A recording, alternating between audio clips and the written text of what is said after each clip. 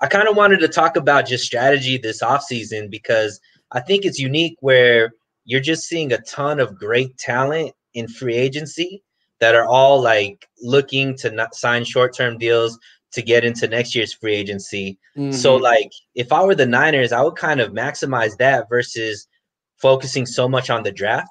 Like I would be looking for players with my picks that are like veterans versus just like going all in on this year's draft, because I think that if I could mortgage this year's draft and get like solid players that I know I could play. If I'm signing Trent Williams, I'm not in a like win in the future mode. I'm like win now mode if I'm giving him that much money. So like whatever I could do to mortgage this year's draft, as long as it doesn't go into next year's draft, I'm looking for players. And I'm big on Stephon Gilmore. I'm big on like getting like secondary to be our strength, because I think like NFC West, we got some of the best wide receivers, the best quarterbacks.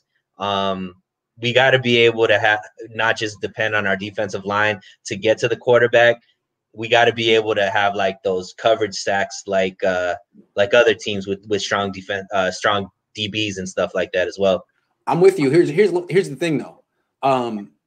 Those free agents that you're talking about, the guys who are going to sign on 1-year deals, they're going to go to a contender, I would imagine, or a place that has no state taxes, one of the two. And I don't know that the Niners definitely have state taxes. And I don't think that anyone looks at them as a contender right now, even with Jimmy Garoppolo. So that's why I feel like if they could trade for Deshaun Watson, like right now, then they could get all kind of people in free agency. This is where I push back. I think they're going to look where they're going to be able to showcase the most. And San Francisco was the 5th ranked defense last year. So if you're part of one of the top defenses, like if you go to a contender, you're going to be lost in the mess of like, oh, this team was already good. But if you go to a defense with a brand new defensive coordinator and you go and show out, there's better chance you go make money than if you go to a contender and like are just one of the people that help the team stay good.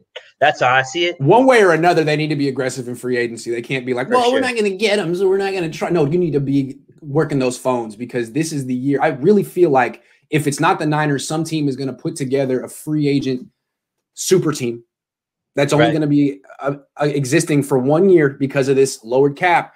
And if it's not the Niners, it's going to be something the Niners are going to have to, deal with if they're good. If we draft a quarterback, I don't know if we could keep Jimmy, because how good of a mentor will Jimmy be on a year where he's looking for his next contract as well? You know what I mean? Wow. So how could Jimmy mentor anyone? It's not like he's exactly.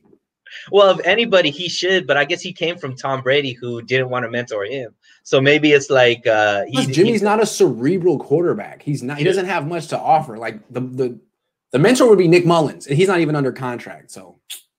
Yeah, I mean, I think another reason why we should go hard in free agency is because next year, if they leave, we get comp picks, or we can franchise whomever like we feel like we want to keep, long term or whatever the case may be. I just think it's a better strategy than just go all in on a few players this draft and then fill everything else with free agency. Real quick before I let you go, if you think about it, drafting this year is going to be real hard, because how do you scout these kids that played 7 games or didn't play last year?